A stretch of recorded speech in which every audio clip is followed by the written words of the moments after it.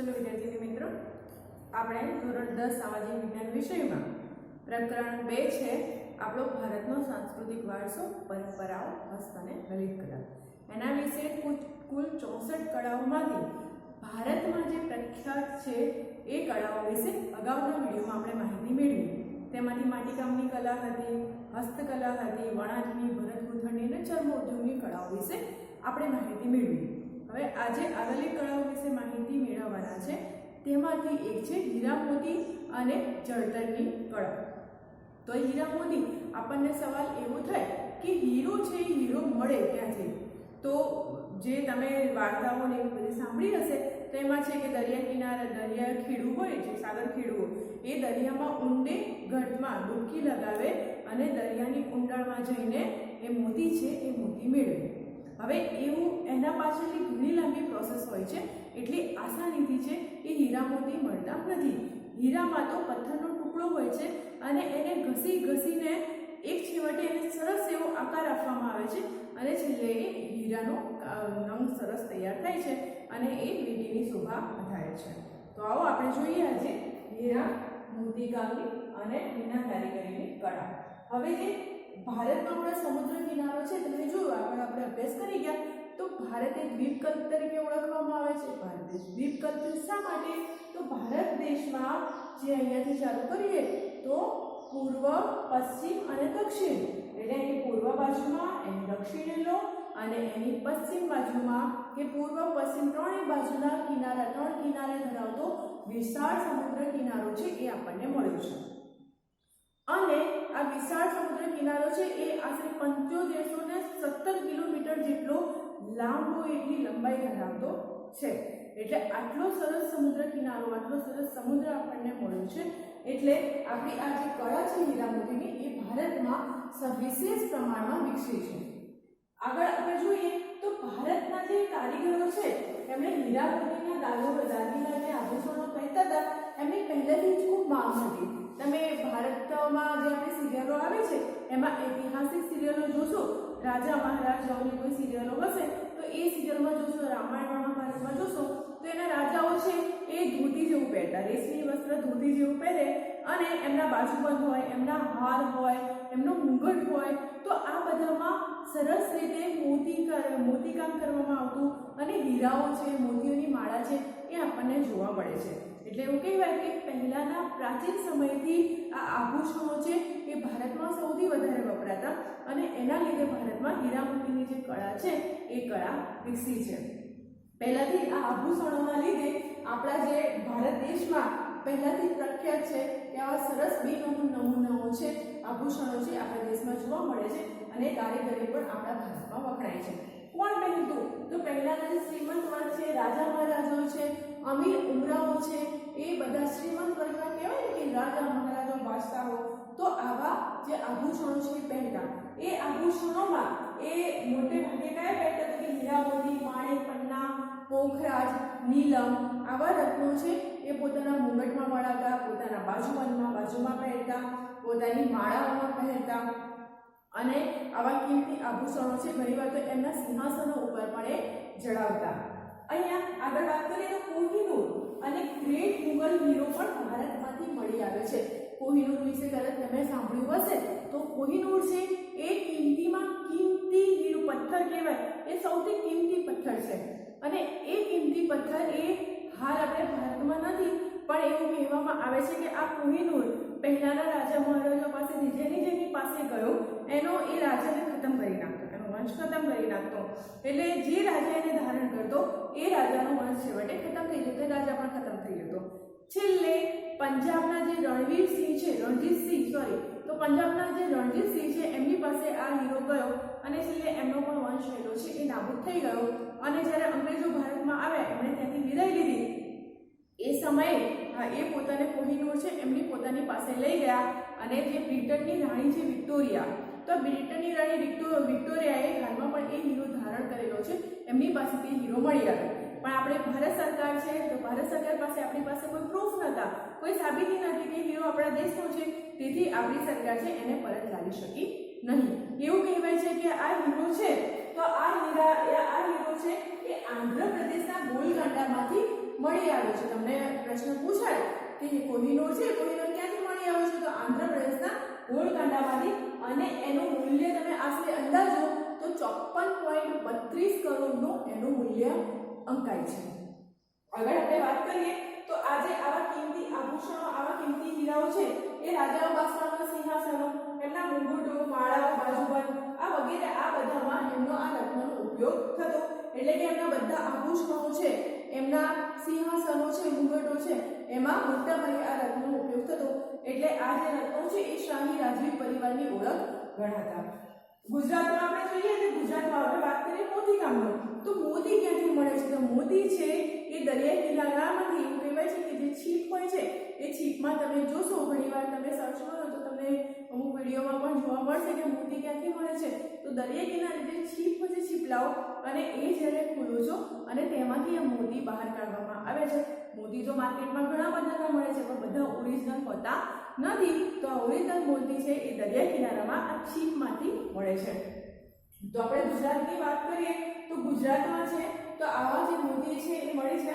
અને ગુજરાતમાં બીજી પણ વાત કરીએ તો મોતી કામ છે એ આપણા ગુજરાતમાં સૌથી વધારે વિશેષ ઉપયોગ થાય છે. કઈ જગ્યાએ? તો આપણે જો મોતીના તોરણો છે, માળાઓ છે, કળશ છે, ઘૂઘરા, બારી, તોરણો છે, અને આપણા જે ઈંડુણી છે, પંખા છે, પંખા એટલે પેલા હાથ પંખા આવે છે, એમાં પણ સરસ એવું મોતીકામ હોય છે, એ કરવામાં આવે છે.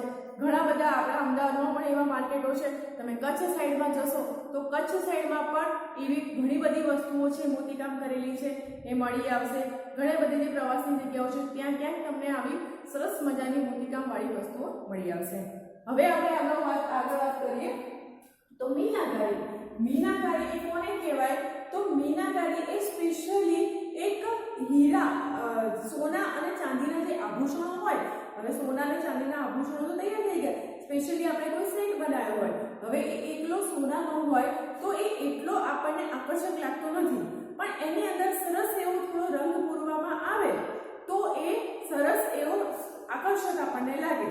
તો જે રંગ પૂરવાની કળા છે, તમે જોજો ઘણી બંગડીઓ જોઈ હશે કે ઘણા આભૂષણો જોયા હશે, બુટ્ટી જોઈ હશે કે પછી એવા હાર જોયા હશો, તો તેમાં લીલો છે, વાદળી છે, પીળો છે, લાલ છે, આવા કલર સરસ પૂર્યા હશે આવા દાગીનામાં, તો એને કહેવાય મીનાકારી. તો મીનાકારી જે છે એ સોના ચાંદીના અલંકારોમાં આ જે કૌશલ્ય અને નિપુણતા ધરાવતા કારીગરો છે એમના વડે આ કારીગરી કરવામાં આવે છે.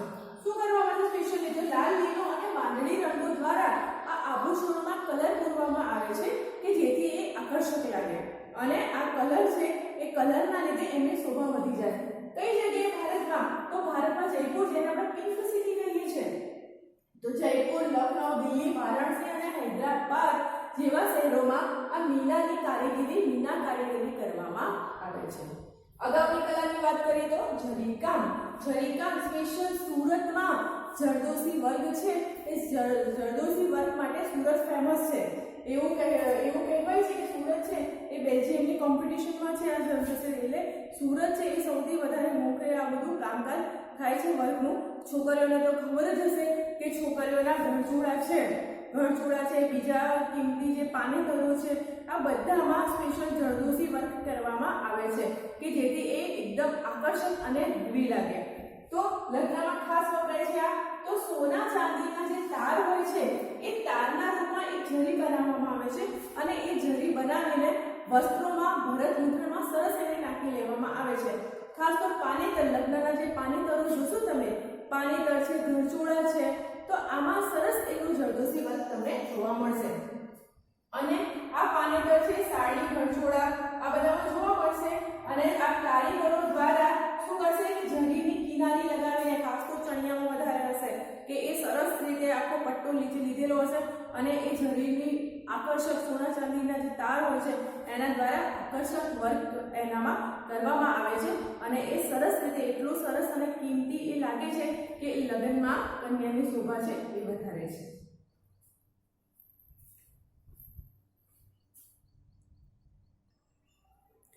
વાત કરીએ હવે ધાતુકળાની.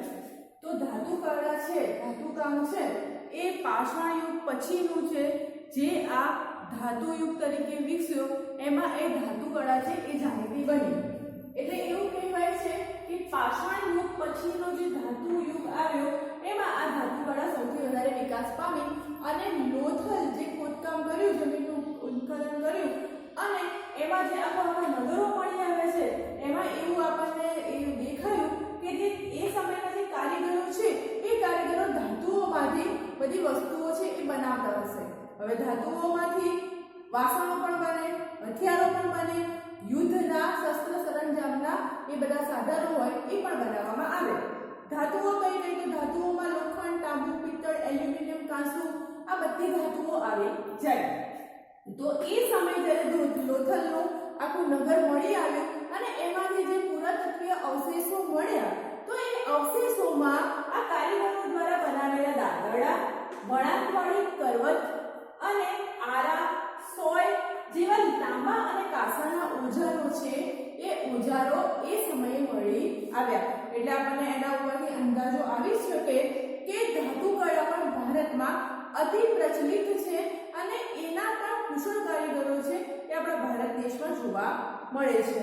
એટલે આ ઓજારોનો પરિચય થાય. આ ઉપરાંત વાસણો, મૂર્તિઓ અને યુદ્ધ માટેના અસ્ત્રો અને શસ્ત્રો પણ મળી આવ્યા. વાસણો તો છે, હાલમાં પણ આપણે આ વાસણો છે ધાતુના યુઝ કરીએ છીએ, વાપરીએ છીએ. તો એ સમયે પણ આ વાસણો છે એ ધાતુના સમય પહેલા માટીકામ કરતા ત્યારે માટીના વાસણોનો ઉપયોગ કરતો. પછી માણસ જેમ જેમ વિકાસ પામ્યો, વિકસિત થયો, તેમ તેમ અલગ અલગ યુગો આવવા માંડ્યા અને એ યુગોમાં આ જે પાષાણ યુગ છે એ પાષાણ યુગ સૌ પ્રથમ આવ્યો અને એમાંથી વાસણો, મૂર્તિઓ અને યુદ્ધો માટેના અસ્ત્રો, અસ્ત્રો એટલે ઓજારો અને શસ્ત્રો, શસ્ત્રો પણ એટલે અસ્ત્રો એટલે એમને જે આગળ જે તમે જોશો કે મજબૂત કવચ આપેલું હોય છે એ કવચ એટલે અસ્ત્રો અને શસ્ત્રો એના યુદ્ધમાં એનો ઉપયોગ થતો. તાંબુ, પિત્તળ અને કાંસુ જેવી ધાતુઓ છે એ ધાતુઓનો ઉપયોગ છે એ વાસણો અને મૂર્તિઓ બનાવવા માટે એ સમયમાં કરવામાં આવતો. એટલે હાલની તારીખમાં પણ આપણે પિત્તળ છે, કાંસાના છે એ વાસણો ઉપયોગમાં લઈએ છીએ, હાલ પણ જોવા મળે છે. તો એ સમયે પણ એ પ્રાચીન સમયમાં પણ આ જે ધાતુઓ છે, ખાસ તો કઈ ધાતુઓ? તો કે તાંબા અને કાંસાની ધાતુઓ છે, પિત્તળની ધાતુઓ છે. તો આ ધાતુનો ઉપયોગ ખાસ કરીને વાસણો અને મૂર્તિઓ બનાવવા માટે કરવામાં આવતો. લોખંડનો ઉપયોગ છે એ લોખંડનો ઉપયોગ ઓજારો અને હથિયારો બનાવવા કરવામાં આવતો. એટલે ધાતુઓને ડિવાઈડ કરી નાખી કે લોખંડ છે એ મજબૂત ધાતુ ગણાય. એટલે આવી મજબૂત ધાતુનો ઉપયોગ છે અસ્ત્રો, શસ્ત્રો અને ઓજારો, હથિયારો બનાવવામાં આવતો. એટલે કે લાકડા છે, કુહાડી છે કે એવા કોઈ મજબૂત હથોડી છે, આવા કોઈ ભાલા છે, બરછી છે, આવા બધા અસ્ત્રો બનાવવા માટે કરવામાં આવતો. અને વાસણો જેવી, મૂર્તિઓ જેવી ધાતુઓ એટલે એ બનાવવા માટે એમાં તાંબુ, પિત્તળ અને કાંસાની ધાતુઓનો ઉપયોગ કરવામાં આવતો. આગળ આપણે નેક્સ્ટ કલા વિશે માહિતી આપીએ. કાષ્ઠકળા. કાષ્ઠકળા આપણે એવું કહેવાય છે કે માનવી છે એ પર્યાવરણ સાથે પહેલાથી જ એનો નિકટતમ સંબંધ રહ્યો છે. એટલે માનવી છે એ પ્રકૃતિ સાથે પહેલેથી જ જોડાયો છે. એ સમયે જ્યારે આદિમાનવ હતો ત્યારે એણે અગ્નિની શોધ કરી. અગ્નિની શોધ થતા થતા એણે એ નદી કિનારે, માનવ જીવન આખું નદી કિનારે વિકસ્યો અને ધીરે ધીરે એને પોતાની જરૂરિયાતો સમજાય, એ સ્થાયી જીવન જીવવા માંડ્યો અને પછી એકંદરે એની વપરાશમાં એ લાકડાનો ઉપયોગ કરતો થયો. એટલે શરૂઆતમાં પ્રાચીન સમયમાં લાકડાનો બળતણ તરીકે માનવી ઉપયોગ કરતો.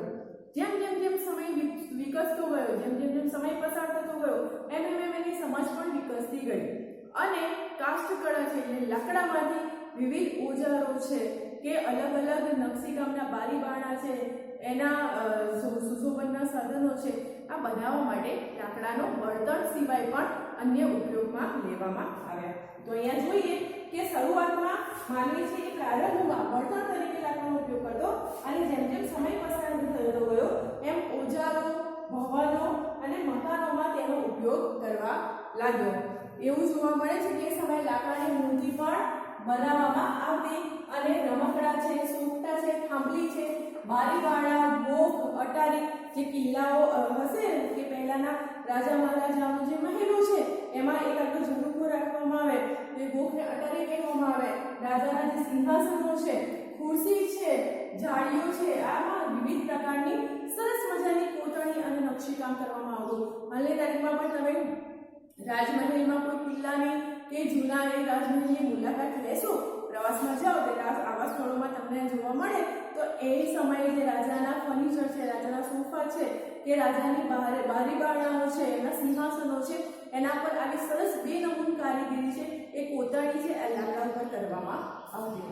એવું કહેવામાં આવે છે સોમનાથ. સોમનાથ એને પહેલા પ્રભાસ પાટણના નામે ઓળખવામાં આવતું. તો આ સોમનાથ છે તેને પ્રભાસ પાટણના નામે ઓળખવામાં આવતું. તેમાં એવું કહેવાય છે કે ખોદકામ કર્યું ત્યારે આશરે 350 વર્ષ જૂનું લાકડાનું કોતરણી કામ મળી આવ્યું. આપણા ગુજરાતમાં જોઈએ તો ગુજરાતમાં કઈ જગ્યાએ ફેમસ છે તો કે સંખેડાનું ફર્નિચર છે એ ગુજરાતમાં સૌથી વધારે ફેમસ છે. એવું કહેવાય છે કે તે સંખેડાનું ફર્નિચર જે સરસ આવે છે, એના સોફા છે કે એના દરવાજા છે, એની બારીવાળા છે, એવું સરસ એનું લાકડું આવે છે કે એ લાકડામાં ક્યારેય ઊંધાઈ પણ ચડતી નથી અને લાકડું બગડતું પણ નથી. તો આવું સરસ વખણાય છે ગુજરાતમાં સંખેડાનું ફર્નિચર. એના લાકડાના હિંચકા. ઈડરની વાત કરીએ તો ઈડરમાં ખાસ રમકડા છે, બાળકોના રમકડા બનાવવામાં આવે છે, એના માટે ઈડર છે એ પ્રખ્યાત છે.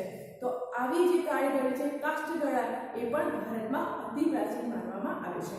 આગળ બીજી કળાની વાત કરીએ તો જળતર કામ. જળતર કામ, જળતર એટલે શું?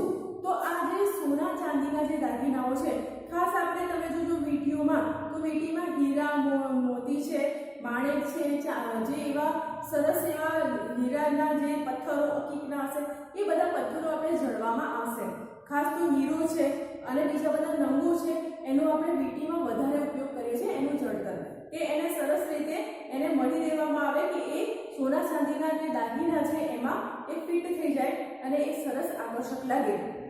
હવે એવું નથી કે એકલી વીંટીમાં જ એનો ઉપયોગ કરવામાં આવે, પણ હાર છે, બાજુબંધ છે, કડા છે કે બંગડીઓ છે, આ બધામાં પણ આ જળતર કામથી ઉપયોગ કરવામાં આવતો. એટલે ખાસ કરીને સોના ચાંદીના જે દાગીનાઓ છે એ દાગીનામાં આ હીરા મોતી માણેક છે એને મઢવામાં આવતા અને એને કહેવાય જળતર કામ. તો અલંકારો છે મોટા ભાગે એ જળતરની કામની કલા પણ ભારતમાં છે એ અતિ પ્રાચીન છે. અતિ પ્રાચીન છે એટલે વર્ષોથી આનો ઉપયોગ થતો આવ્યો છે.